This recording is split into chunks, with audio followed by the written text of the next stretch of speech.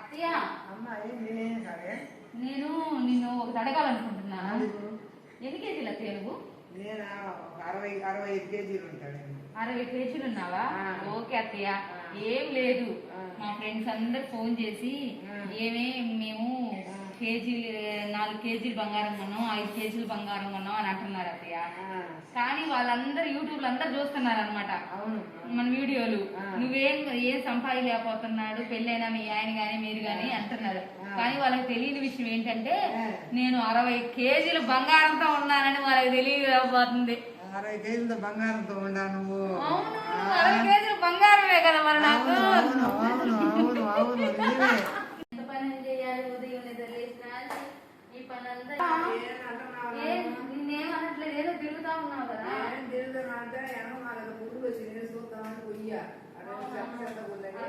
ఏం లేదు, కొంచెం ఉంటుందా నాకు చిన్న హెల్ప్ చేయాలి. నుంచి నాకు అంటూ చాలా పని ఉంది అత్తయ్య, అంటూ చాలా ఉంది అత్తయ్య. ఏం చేయొద్దు, కొంచెం పసుపు చెమ్మవా, నేను పోయి అంట్లు తోముకోవాలి. సరేనా? పని పెడతానమ్మా.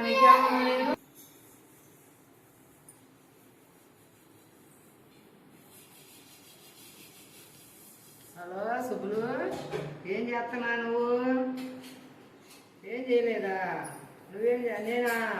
ఏం లేదమ్మా, నన్ను కసుపడమ్మా, ఊడుస్తున్నాను. అది మీ పాడలు ఏం చేస్తుందంటే మా పాడలు లోన రూమ్లో పండుకుందమ్మా. నాకు గోడ నొప్పి వచ్చినా కానీ నన్నే ఓడమంటుంది. అందుకమ్మా మరి ఏం చేస్తాను, ఓడవాలిగా నేను. అందుకని ఊడుతున్నా సుబ్బులా.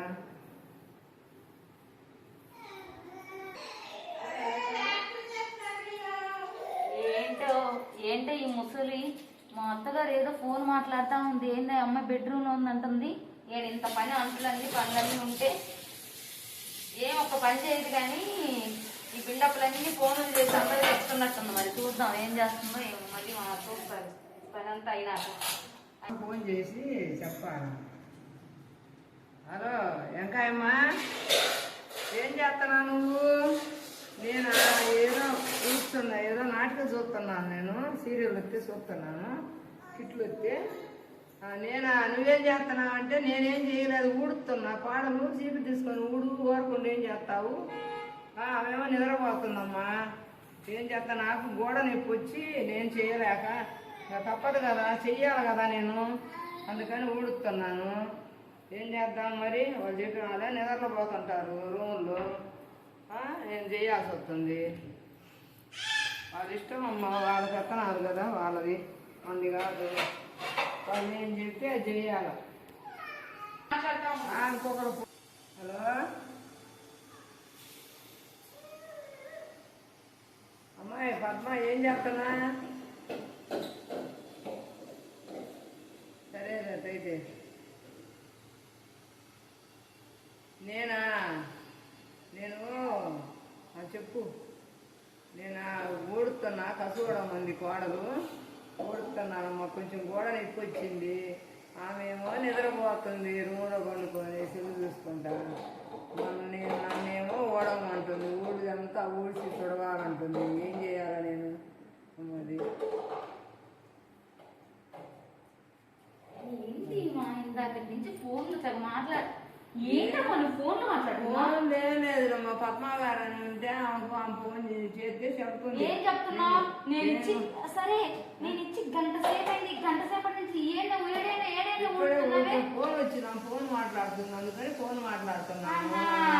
నీ కష్ట సుఖాలన్నీ ఫ్రెండ్స్ అందరూ ఫోన్ చేసి చెప్పుకుంటున్నావా? చెప్పుకోవద్దు. ఆమె ఫోన్ చేసింది. ఏం చేస్తున్నావు నువ్వు అంటే కసు కొడుతున్నానమ్మా అని చెప్పాను. అంటే కసు కూర్చేది అందరూ ఫోన్ చేసి చెప్పుకుంటున్నావు. మా ఫ్రెండ్స్ అందరినీ చెప్పే మరి వాళ్ళు కూడా నీకు ఏదైనా మాట చెప్పడానికి. నేను నాకు బుద్ధి లేదమ్మా, నా బుద్ధి లేక ఏదో ఖాళీగా ఉన్నామని ఆ నాకంతా గోడ రెగ్యులేషన్ చెప్పు. ఏదో కొంచెం సహాయం చేస్తావని ఏదో ఆ చీపిరి ఇచ్చిన పాపానికి చిమ్మింది లేదు, పెట్టింది లేదు. 10 మందికి ఫోన్ చేసామ్మా, ఎల్లమ్మా పుల్లమ్మ అంటే చిమ్ముతున్నా నీ చెప్తుంది.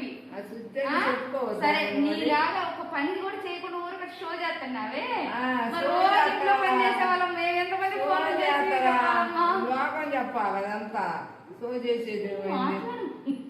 సరే కానీ ఇది మాట్లాడను. సరే అత్తయ్య గారు, నీకు చీపిరి ఇవ్వటం తప్పు.